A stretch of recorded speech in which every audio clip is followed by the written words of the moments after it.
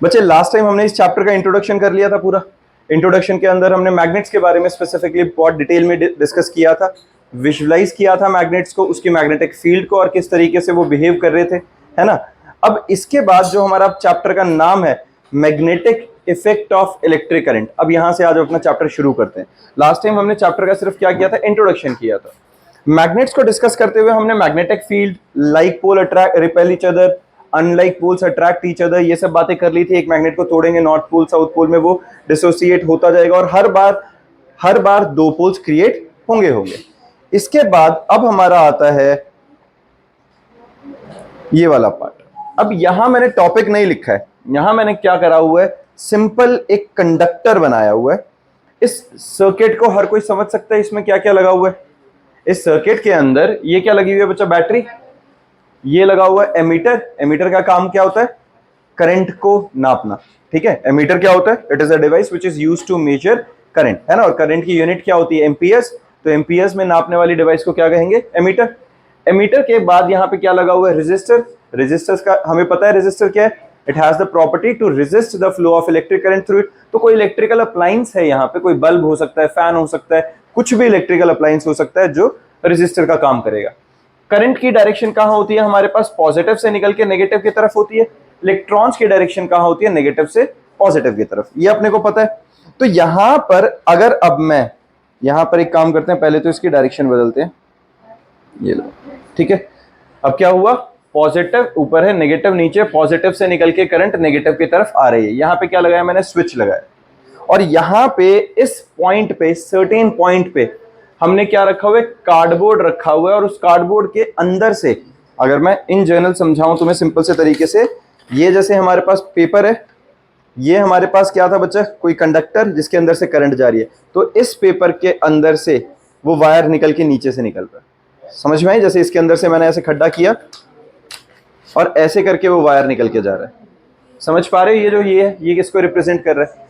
और इसके अंदर से अब इस स्ट्रेट कंडक्टर के पास इस पॉइंट पे मैंने क्या रखा है, ये गैल्वेनोमीटर, ये गैल्वेनोमीटर नहीं, ये बेसिकली मैंने क्या रखा हो, कंपास, मैग्नेटिक कंपास, ठीक है।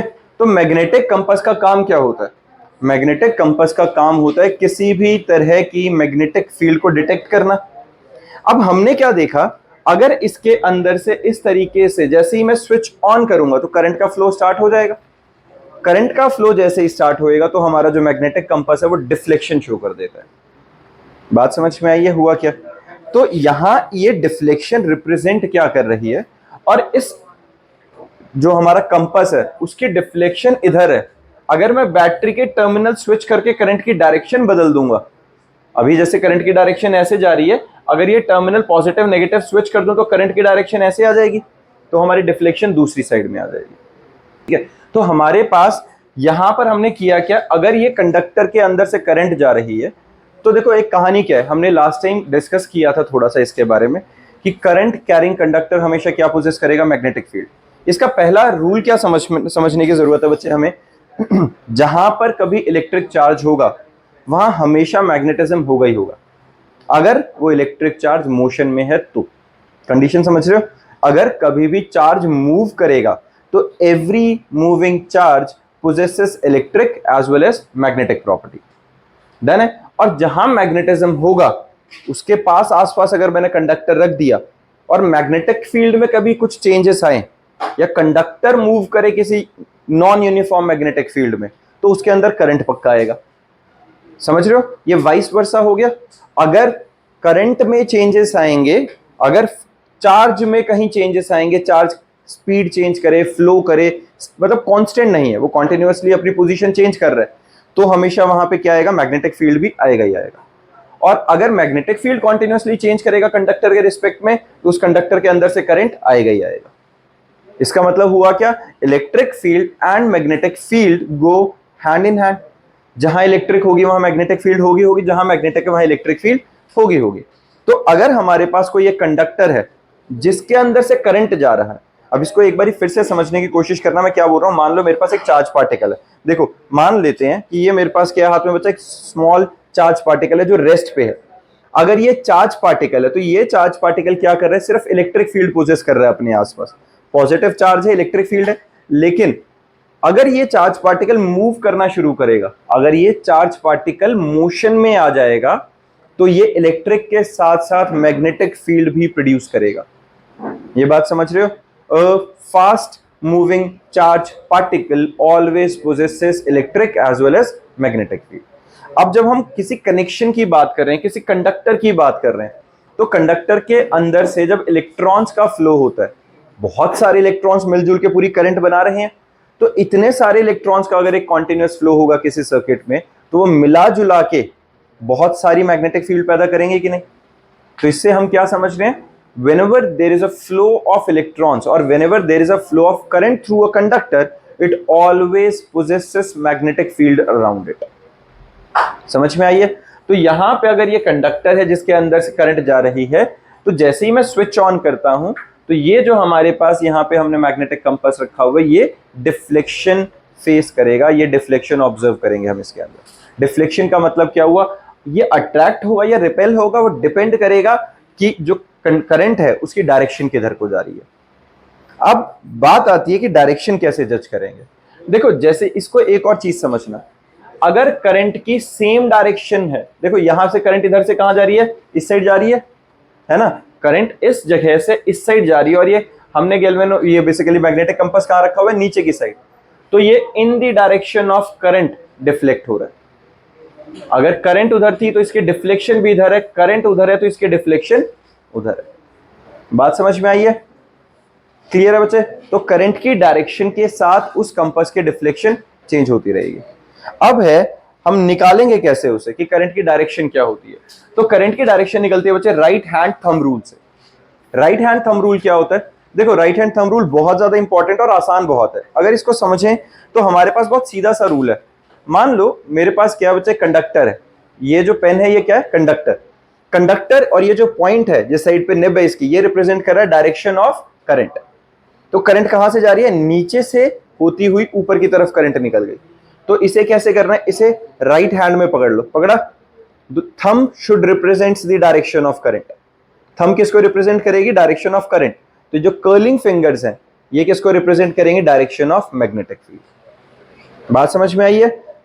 Thumb represents the direction of current, curling fingers represents the direction of magnetic field.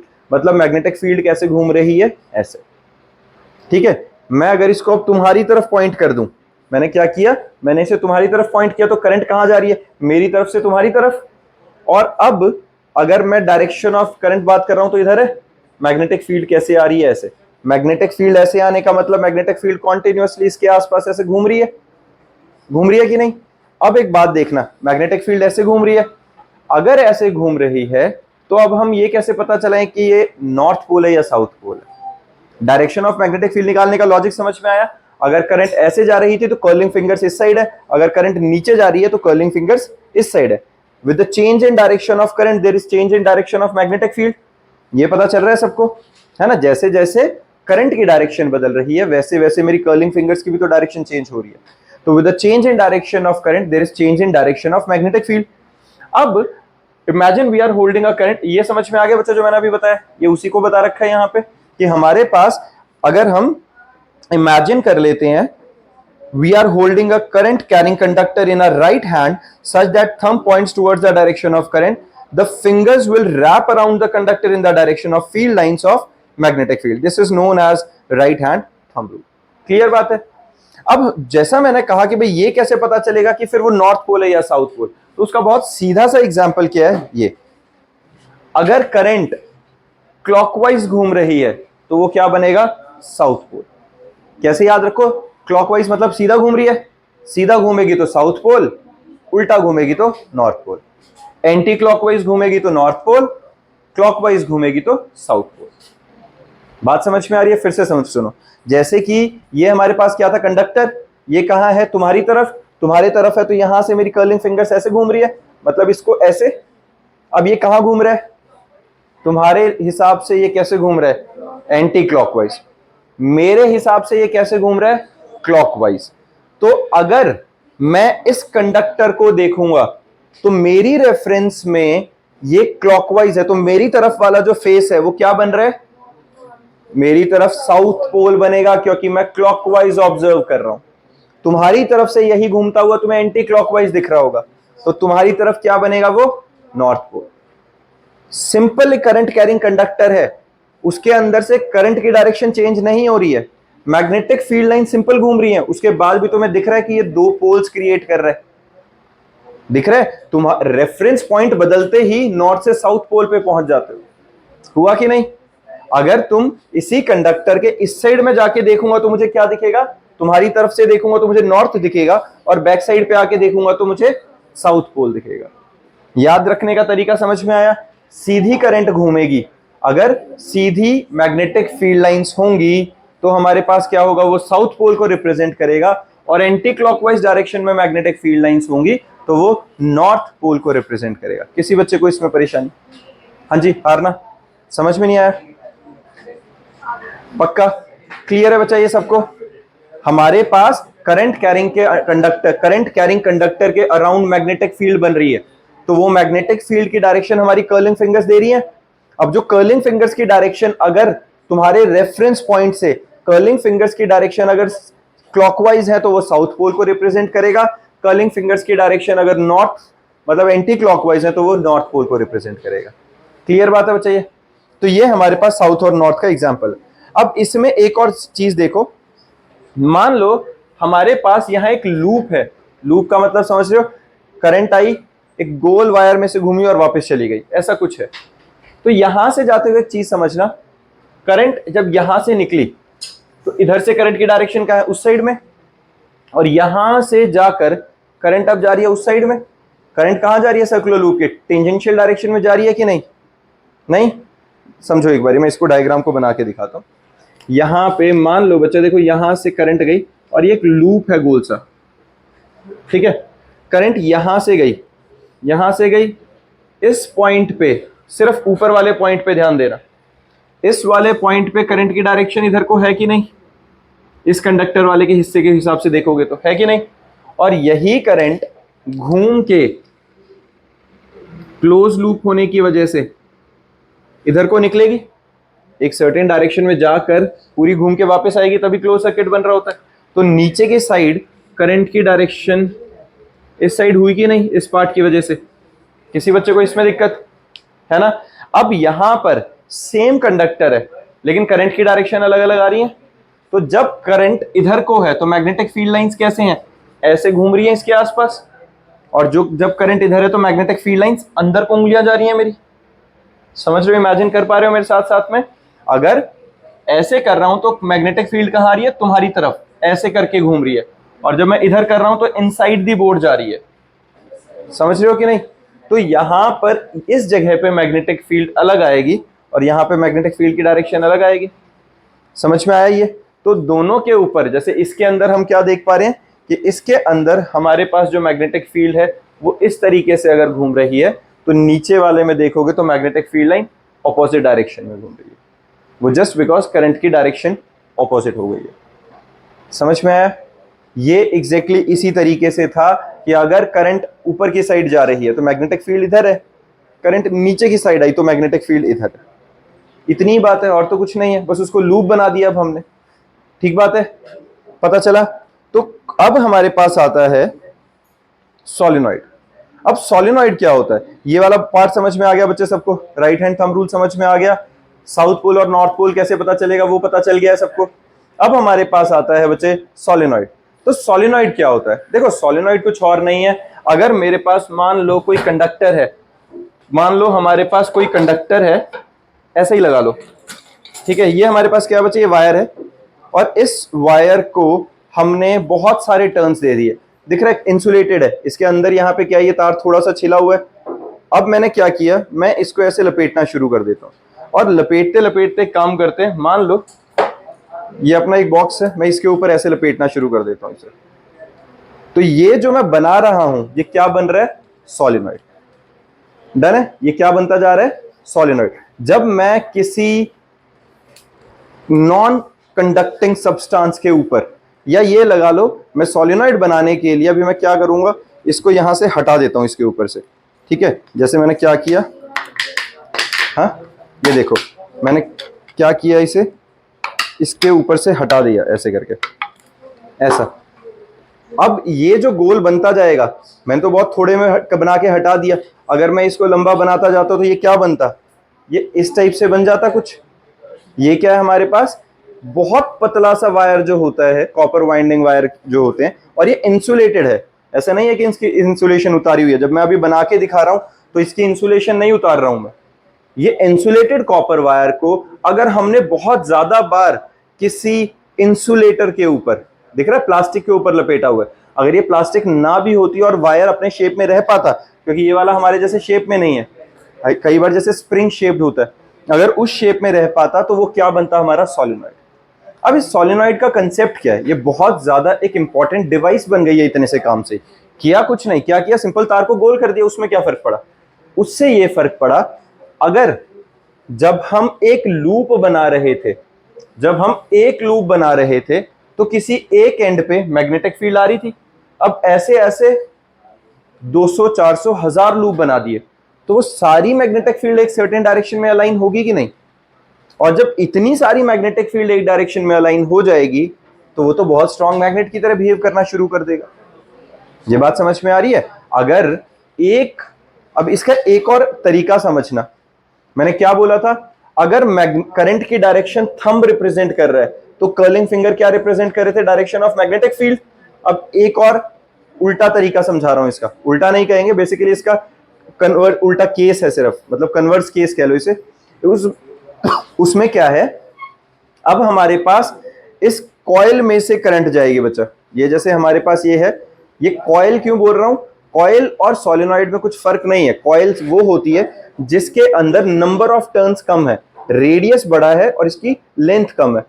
इस वाले केस में क्या है, इस वाले केस में रेडियस छोटा है और इसकी ये वाली जो डिस्टेंस है ये ज्यादा है, तो ये सोलेनॉइड है। और अगर इसको मान लो मैं छोटा कर दूं और इसको थोड़ा बड़ा कर दूं तो यही क्या बन जाएगी, कॉइल। समझ में आ रही है। तो कॉइल और सोलेनॉइड में बस ये शेप का ही फर्क होता है। अब इसके अंदर से अगर कॉन्टिन्यूसली करंट घूम रही है तो इसकी मिला जुला के मैग्नेटिक फील्ड कहां जाएगी, करंट कैसे घूम रही है बच्चे, कर्लिंग डायरेक्ट फिंगर्स किधर को है, ऐसे। अगर करंट ऐसे घूम रही है, अब समझना, curling fingers gives the direction of current. यहां पे मैं क्या बोल रहा हूं, curling fingers are in the direction of current, क्योंकि लूप है ना, यहां स्ट्रेट कंडक्टर नहीं है। जब हमने स्ट्रेट कंडक्टर की बात करी थी तो स्ट्रेट कंडक्टर में thumb represents the direction of current, curling fingers represents the direction of magnetic field around that conductor. अब मैं क्या बता रहा हूं, इसको आसान तरीका, एक कर्ल इसके लिए, कॉइल के लिए, curling fingers gives the direction of current. जैसे करंट अगर ऐसे घूम रही है तो उंगलियां करंट की डायरेक्शन में घूम रही हैं, तो thumb represents the direction of magnetic field around in basically in that conductor. समझ में आई है। फिर से सुनना, अगर मेरी बात सुनो बेटा, अगर एक स्ट्रेट कंडक्टर था, करंट नीचे से ऊपर जा रही है, तो thumb represents the direction of current, curling fingers represents the direction of magnetic field around that conductor. समझ रहे हो। लेकिन अगर अब मैंने इसे क्या बना दिया, लूप, सर्कुलर लूप बन गया ये, तो सर्कुलर लूप में अगर करंट कैसे जा रही है, इस तरीके से घूम रही है, तो curling fingers represents the direction of, curling fingers represents the direction of current, then thumb represents the direction of magnetic field. तो इसकी नेट मैग्नेटिक फील्ड कहां आई, तुम्हारी तरफ। बात समझ में आई। और अगर करंट कहीं ऑपोजिट घूम रही होती तो मेरी तरफ आ जाती। बात समझ में आ गई है, पक्का, कंफ्यूज तो नहीं होगे, याद रख लेना। अब एक बात बताओ, मैंने एक लूप बनाया, करंट ऐसे घूम रही थी, मैग्नेटिक फील्ड इधर, एक और लूप बना दिया, क्या हो गया, मैग्नेटिक फील्ड उधर, एक और लूप, इसकी भी मैग्नेटिक फील्ड, एक और लूप, इसकी भी मैग्नेटिक फील्ड इधर, एक और लूप, एक और लूप। मैं जितने ज्यादा लूप बनाता जा रहा हूं उन सबकी मैग्नेटिक फील्ड एक ही डायरेक्शन में अलाइन होती जा रही है कि नहीं। तो ये तो इतने सारे लूप की अगर एक ही डायरेक्शन में मैग्नेटिक फील्ड आएगी तो एड ऑन होके बहुत स्ट्रॉन्ग मैग्नेट का बिहेवियर नहीं आ जाएगा इसमें। That's how solenoid work. Solenoid का काम क्या होता है, सिंपल यही काम है कि अगर कभी भी मैं करंट कैरिंग कंडक्टर को लूप्स में बना देता हूं, हमने क्या किया यहां पे, इस ब्लैक वाले कॉइल पे ध्यान देना, हमने सिंपल क्या किया हुआ है, देखो बच्चे, ये जो हमने ब्लैक कलर का रखा हुआ था, ये क्या है हमारे पास, ये नॉर्मल कॉइल्स हैं जिसको मैं तब से बनाने की कोशिश कर रहा हूँ, विजुलाइज कराने की कोशिश कर रहा हूँ तुम्हें। इसके अंदर से मैंने करंट भेजी है, तो ये 1 loop, 2 loop, 3 loop, 4 loop, 5 loop, बहुत सारे लूप्स हैं। और इन सारे लूप्स के अंदर से करंट जैसे जा रही है उधर को, तो करंट अगर ऐसे घूम के जा रही है इस डायरेक्शन में, तो सबकी मैग्नेटिक फील्ड इधर को आ गई। डन है? पक्का? तो मैग्नेटिक फील्ड हमारे पास अगर इधर को आ जाती है या जिस भी डायरेक्शन में आएगी वो हम अकॉर्डिंगली बात करेंगे, पर ये लॉजिक समझ में आया तुम्हें? जिस डायरेक्शन में तुम्हारे पास करंट जा रही है, करंट अभी किस कौन रिप्रेजेंट करेगा? Curling fingers, and thumb will represent the direction of magnetic field produced in that coil. पक्का? पता चल गया आदित्य बच्चा सबको? तो ये जो चीज होती है इसको हम क्या कहते हैं बच्चा? सोलेनॉइड। और ये जो हमारा सोलेनॉइड है इसके अंदर क्या आ जाएगी? Magnetic field. क्लियर है? अब मैग्नेटिक फील्ड की डायरेक्शन क्या होती है? मैग्नेटिक फील्ड की डायरेक्शन जैसे मैंने कहा ना, इधर निकल रही थी, इसके अंदर कहां जा रही है बच्चा? इधर को। तो साउथ से नॉर्थ पोल, बाहर कहां जाती है? नॉर्थ से साउथ पोल। यही होती है मैग्नेट की डायरेक्शन। याद करो, मैग्नेट की भी मैग्नेटिक फील्ड की डायरेक्शन कैसे थी?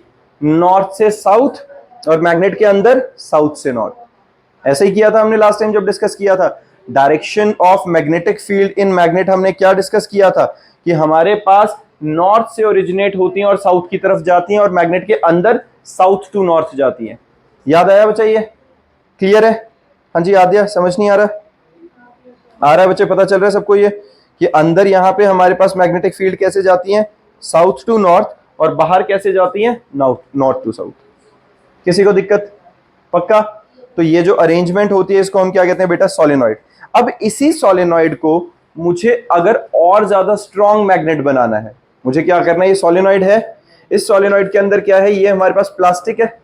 मैं अब क्या कर रहा हूं, इसी को मान लेते हैं, ये मेरे पास ये जो मार्कर है ये लोहे का है, सॉफ्ट आयरन कोर है।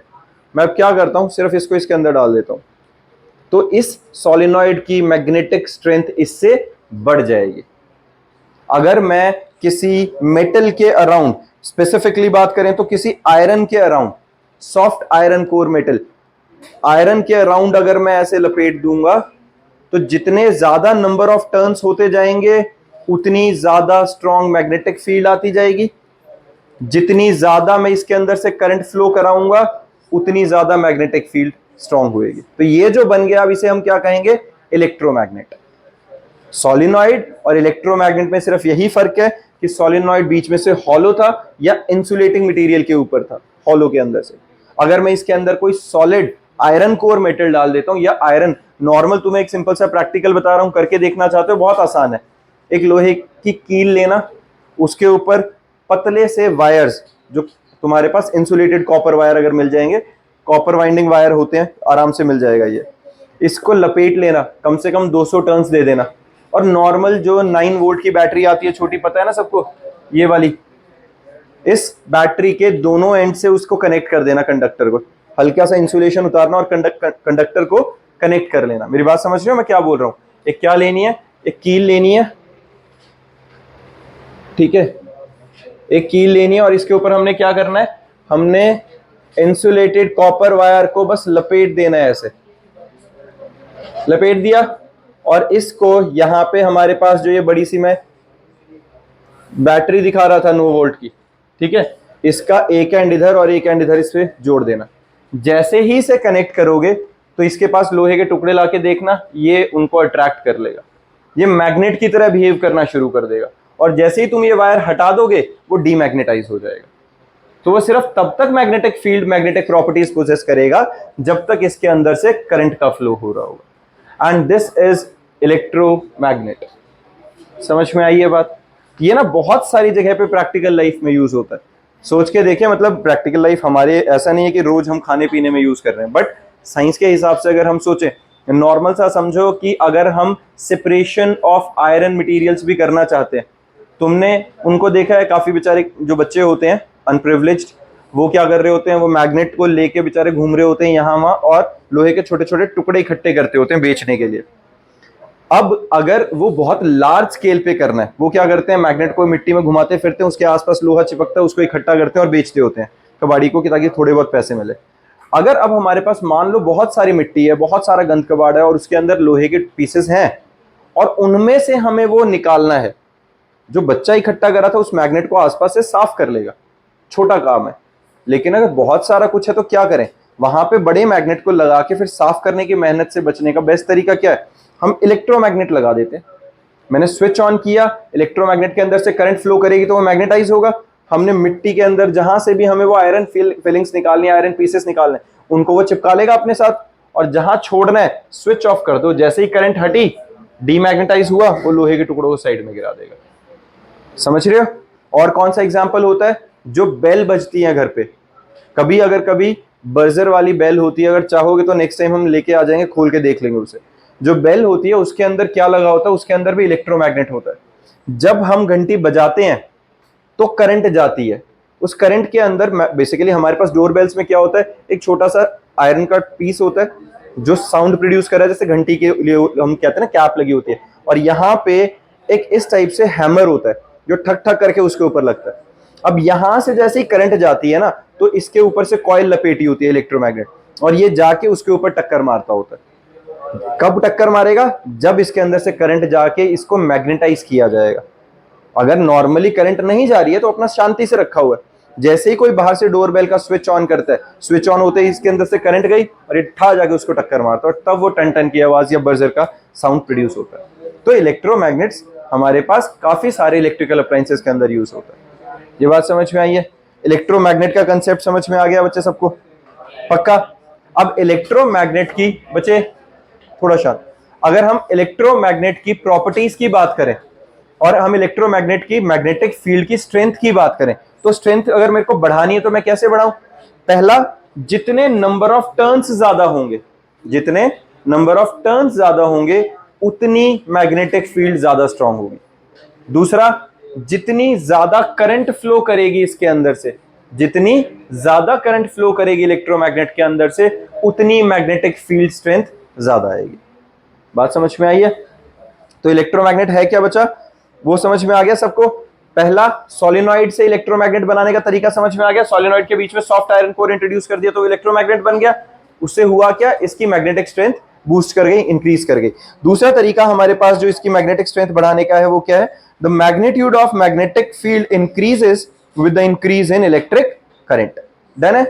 And the magnitude of the magnetic field increases with the increase in number of turns. अगर मैं टर्न्स ज्यादा बढ़ा दूंगा, क्या करेंगे, अगर हम टर्न्स ज्यादा बढ़ा देंगे, नंबर ऑफ टर्न्स अगर मैं इंक्रीज कर देता हूं तो इसकी स्ट्रेंथ बढ़ जाएगी। या मैं इन टर्न्स के अंदर से इलेक्ट्रिक करंट जो जा रही है वो ज्यादा भेज दूंगा तो क्या होगा, तो हमारे पास इसकी इलेक्ट्रोमैग्नेट की बेसिकली मैग्नेटिक स्ट्रेंथ बढ़ जाएगी। किसी बच्चे को परेशानी इसमें? ये बात समझ में आई है? तो ये हमारा इलेक्ट्रोमैग्नेटिक का कंसेप्ट है। अब हाँ जी, इलेक्ट्रिक करंट कैसे बढ़ेगा, हमारे पास जो बैटरी लगाई हुई है, जो सोर्सेस लगाए हुए उनके थ्रू बढ़ा देंगे, है ना। रेजिस्टेंस कम कर दो, बैटरी बढ़ा दो, एक्सटर्नल सोर्स से करंट बढ़ाना ना, वो तो हमारे पास है, उस सोर्स के थ्रू हम करंट बढ़ा देंगे। ऐसा नहीं है, कोई मैकेनिज्म नहीं है उसका, वही तरीका है। बात समझ में आ रही है बच्चा? क्लियर है यहां तक? अब इसके बाद नेक्स्ट टॉपिक आता है force on a current carrying conductor. Force on a current carrying conductor समझो, ये अपने आप में नेक्स्ट टॉपिक का इंट्रोडक्शन, जो मोटर वगैरह होती है, जनरेटर्स होते हैं, और उसके लिए बहुत ज्यादा इंपॉर्टेंट सा कंसेप्ट है। अब मेरी बात समझना बच्चे, हमारे पास है क्या, मैंने क्या बोला कि अगर मैं किसी कंडक्टर के अंदर से करंट भेजूंगा तो वो मैग्नेटिक प्रॉपर्टी पोजेस करेगा। हम तब से यही डिस्कस कर रहे हैं कि current carrying conductor always possesses a magnetic field, ये सबको पता है। तो जितनी ज्यादा करंट जाएगी उतनी ज्यादा स्ट्रॉन्ग मैग्नेटिक फील्ड होगी कंडक्टर में। अब मैंने क्या किया, एक इधर मैग्नेट रख दिया, बच्चे ध्यान दो, एक इधर और एक इधर, एक इधर नॉर्थ पोल मैग्नेट का और इधर एक साउथ पोल मैग्नेट का, दो मैग्नेट्स मैंने लगा दिए यहां पे, और उनके बीच में मान लो मैंने एक सोलेनॉइड लगा दिया और जिसको मैं बैटरी से कनेक्ट कर रहा हूं। यहां जो मैंने नॉर्थ और साउथ पोल लगाए थे इसको मैं साथ के साथ ड्रॉ कर रहा हूं, और मेरे साथ विजुअलाइज भी करते रहना बच्चे जो मैं बता रहा हूं। मैं क्या बात कर रहा हूं कि मैं दो मैग्नेट्स के बीच में एक करंट कैरिंग कंडक्टर रखने की कोशिश कर रहा हूं। यहां पे एक स्ट्रॉन्ग मैग्नेट का नॉर्थ एंड रखा है, इस साइड में हमने एक स्ट्रॉन्ग मैग्नेट का साउथ एंड रखा है। तो हमें पता है मैग्नेटिक फील्ड लाइंस कहां जा रही हैं, इधर से इधर जाती है नॉर्थ टू साउथ, है ना। तो यहां मैग्नेटिक फील्ड के बीच में मैंने क्या रख दिया, एक सोलिनॉइड या एक कंडक्टर, जिसको मैं किसके साथ कनेक्ट कर देता हूं, बैटरी के साथ। अब एक बात बताओ, अगर मैं इन मैग्नेटिक फील्ड के बीच में कोई मैग्नेट रखता तो उस पर कोई फोर्स लगती? अगर दो मैग्नेट्स के बीच में मैं एक और मैग्नेट रखूंगा तो क्या उस मैग्नेट पे कोई फोर्स लगेगी? डेफिनेटली लगेगी, है ना, क्योंकि हमें पता है अगर यहां पे मान लो मैं कोई एक मैग्नेट रख देता हूं और उस मैग्नेट का ऐसे करके मान लो यहां पे साउथ और यहां नॉर्थ पोल है, तो नॉर्थ उधर को अट्रैक्ट, साउथ इधर को अट्रैक्ट होने की कोशिश करता कि नहीं? डेफिनेटली कोई ना कोई फोर्स लगती। अब मैंने लेकिन मैग्नेट नहीं रखा, मैंने क्या रखा, करंट कैरिंग कंडक्टर। तो एक बात बताओ बेटा, करंट कैरिंग कंडक्टर भी तो मैग्नेटिक फील्ड पोजेस करता है।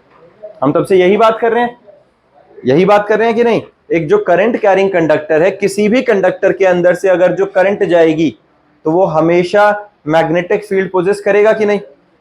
तो अगर मैग्नेटिक फील्ड वाली चीज है तो काइंड ऑफ मैग्नेट है। तो एक्सटर्नल मैग्नेटिक फील्ड के साथ इसके ऊपर कोई ना कोई तो इंटरेक्शन होना चाहिए, अट्रैक्टिव या रिपल्सिव फोर्स का होना चाहिए कि नहीं? ये मेरी बात समझ रहे हो? whenever a current carrying conductor is placed in magnetic field, it always observe some force. समझ में आई है? अगर कभी भी मैं किसी करंट कैरिंग कंडक्टर को मैग्नेटिक फील्ड में रखूंगा तो उस करंट कैरिंग कंडक्टर पे हमेशा कोई ना कोई फोर्स लगेगी लगेगी। और उसका कारण समझ रहे हो क्यों लगेगी? क्योंकि जब करंट कैरिंग कंडक्टर है वो अपनी मैग्नेटिक फील्ड बनाएगा, जो एक्सटर्नल मैग्नेट लगाए हैं वो अपनी मैग्नेटिक फील्ड बना रहे हैं, तो उस एक्सटर्नल फील्ड और कंडक्टर की इंटरनल फील्ड के बीच में जो धक्का मुक्की होगी, either it is an attractive और रिपल्सिव, वो जो भी मोड, वो अपना अपना वो करंट की डायरेक्शन के हिसाब से होगा, लेकिन कोई ना कोई तो उनके बीच में इंटरेक्शन होगा ना। That interaction is basically force between the two things. समझ में आई है?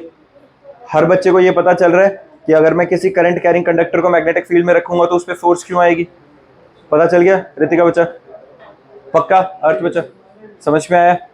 चलो, तो force on a current carrying conductor placed in magnetic field में क्या है, समझो बच्चा।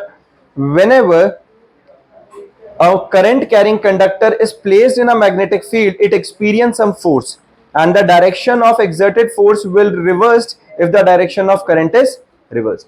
क्योंकि मैं डायरेक्शन ऑफ करंट रिवर्स कर दूंगा तो नॉर्थ और साउथ पोल चेंज कर जाएंगे।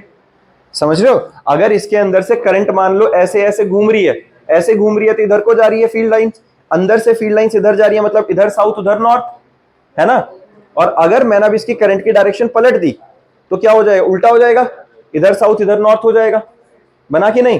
तो जब डायरेक्शन स्विच कर रही है पोल्स की, मैग्नेटिक पोल्स की डायरेक्शन करंट की डायरेक्शन के साथ पलट रही है, तो एक्सटर्नल फील्ड के साथ लगने वाली फोर्सेस भी पलट जाएंगी कि नहीं? जैसे यहां पे अगर मैं यहां पे नॉर्थ कर देता और यहां पे साउथ कर देता तो ये फोर्स भी बदल जाती कि नहीं? बदलती कि नहीं फोर्स की डायरेक्शन?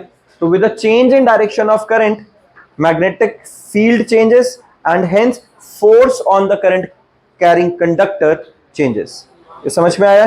तो हमने जो ये सेकंड पॉइंट लिखा है, ये यही लिखा है कि जो direction of exerted force will be reversed if the direction of current is reversed, and if the direction of magnetic field is changed, the direction of force is also changed. ये बात समझ में आई है बच्चा? अगर मैं क्या कर रहा हूं, अगर मैं मैग्नेटिक फील्ड की डायरेक्शन पलट दूं, साउथ नॉर्थ और यहां साउथ कर दूंगा तो भी फोर्स में चेंज आ जाएगा डायरेक्शन में। बात समझ में आई?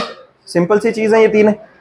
हाँ जी, किसी बच्चे को इसमें परेशानी तो नहीं है कि अगर हम कभी भी करंट कैरिंग कंडक्टर को मैग्नेटिक फील्ड में रखेंगे तो उसके ऊपर फोर्स लगेगी। वो फोर्स क्यों लगेगी? क्योंकि करंट कैरिंग कंडक्टर खुद की मैग्नेटिक फील्ड बनाएगा और वो खुद की मैग्नेटिक फील्ड एक्सटर्नल फील्ड के साथ इंटरैक्ट करेगी, तो उसमें अट्रैक्टिव या रिपल्सिव फोर्स नेट रिजल्ट की फॉर्म में हमें मिलेगा।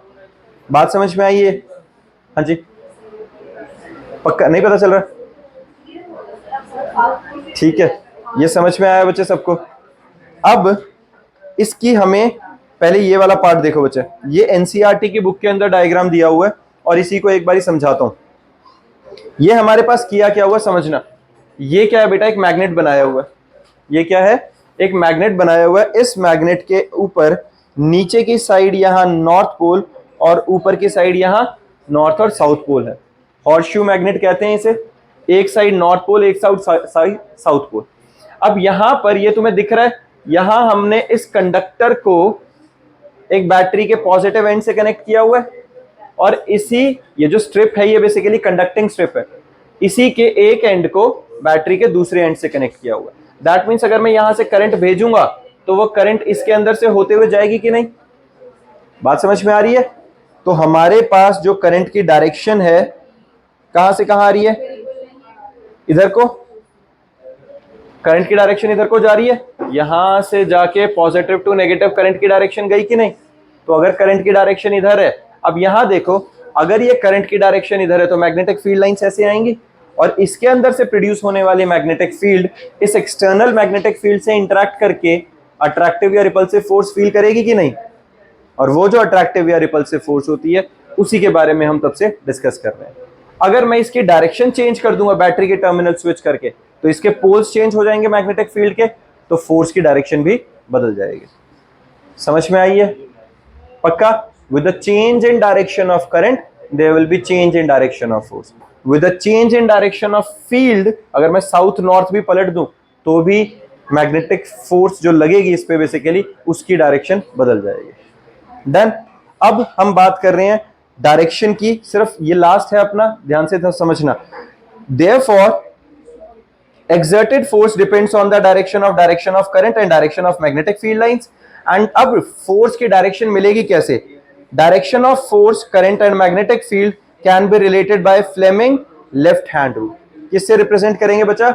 Fleming left hand rule। ये ध्यान रखना, जो current produced in the conductor किससे हमने रिप्रेजेंट किया था? राइट हैंड रूल से और राइट हैंड थंब रूल से, है ना बच्चे? थोड़ा धीरे प्लीज। हाँ जी। तो हमारे पास क्या है, जब हमने डायरेक्शन ऑफ करंट निकाली थी, डायरेक्शन ऑफ मैग्नेटिक फील्ड निकाली थी कंडक्टर से, हमने क्या यूज किया था? Right hand thumb rule. अब हम क्या निकालना चाहते हैं? Force on a current carrying conductor placed in magnetic field. तो फोर्स की डायरेक्शन निकालने के लिए हम क्या यूज करेंगे? Fleming left hand rule. ठीक है, गैंग साइन।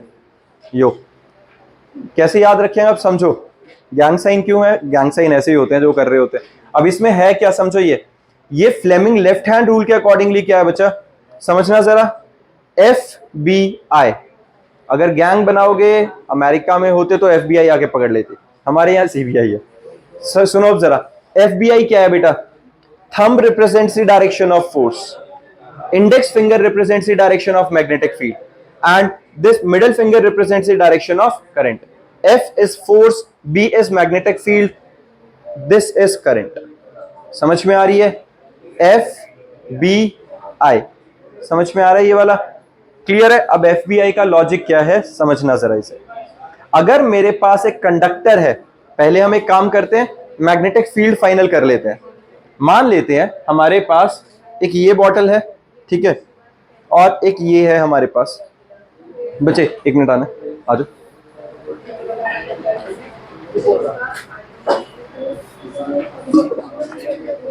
बस हाथ में पकड़ लो इन्हें, एक उस हाथ में एक इस हाथ में, ऐसे। बच्चे देखो, ऐसे आ जाओ, बस थोड़ा सा आगे, थोड़ा सा साइड में, बस सबको दिखता रहे और समझते रहना साथ में। बच्चे देखो ये क्या है? मान लेते हैं ये नॉर्थ पोल और ये साउथ पोल है, साथ में रहना सारे। ये क्या है? नॉर्थ पोल, ये क्या है? South pole. Direction of magnetic field कहाँ जाती है? North to south. ये मैं एक काम करता हूं, इसके ऊपर N लिख देता हूं, ठीक है। ये नॉर्थ पोल है हमारे पास और ये साउथ हो गया दूसरे वाला। अब हमारे पास डायरेक्शन ऑफ मैग्नेटिक फील्ड कहां होती है? North to south. जब मैंने ये बताया था तो इसके अंदर ये इंडेक्स फिंगर क्या रिप्रेजेंट करती थी? करंट। सॉरी, ये मिडिल फिंगर रिप्रेजेंट कर रही थी करंट, इंडेक्स फिंगर रिप्रेजेंट कर रही थी मैग्नेटिक फील्ड लाइंस, और थंब रिप्रेजेंट कर रहा था फोर्स ऑन द कंडक्टर। मान लेते हैं ये हमारे पास क्या है? कंडक्टर, जिसके अंदर से करंट कहां जा रही है? जिस साइड में निब है, जिस साइड में ये निब है। तो देखो, index finger represents the direction of, index finger represents the direction of field, ऐसे जा रही है। ये जो मिडिल फिंगर है, this represents the direction of current. मान लेते हैं मैं नीचे की तरफ भेज रहा हूं इसे, या मैं ऊपर की तरफ भेज रहा हूं ऐसे। अब ठीक है, तो करंट कहां जा रही है? ऐसे। मैग्नेटिक फील्ड जा रही है इधर नॉर्थ टू साउथ, करंट कहां जा रही है? ऊपर की साइड। तो इस पे फोर्स कहां लगेगी? तुम्हारी तरफ। तो ये कंडक्टर उधर को मूव कर जाएगा। समझ में आई ये बात? पता चला है? नॉर्थ से साउथ की तरफ क्या जा रही है बेटा? Magnetic field lines. नीचे से ऊपर की तरफ क्या जा रही है? करंट। तो thumb represents the direction of force, तो ये जो कंडक्टर है ये उधर को मूव करेगा। और अगर मैं कंडक्टर की डायरेक्शन बदल देता हूं, क्या मैंने मैग्नेटिक फील्ड की डायरेक्शन बदली? नहीं, सिर्फ करंट की डायरेक्शन बदली है, तो मेरे पास फोर्स कहां आई? इधर को। बात समझ में आ गई है? हाँ जी बच्चा, क्लियर है? फिर से सुनो, फिर से ध्यान देना, थके तो नहीं? ठीक है, ध्यान दो बच्चे एक बात, फिर से समझना, ये नॉर्थ पोल, ये साउथ पोल। नॉर्थ से साउथ डायरेक्शन कौन देती है? Index finger gives the direction of magnetic field. ये करंट पॉइंट जिस साइड में, उस साइड हम करंट की डायरेक्शन मान रहे हैं, तो किधर भेजता हूं? ऊपर करंट भेज देते हैं। ये डायरेक्शन इधर है मैग्नेटिक फील्ड की।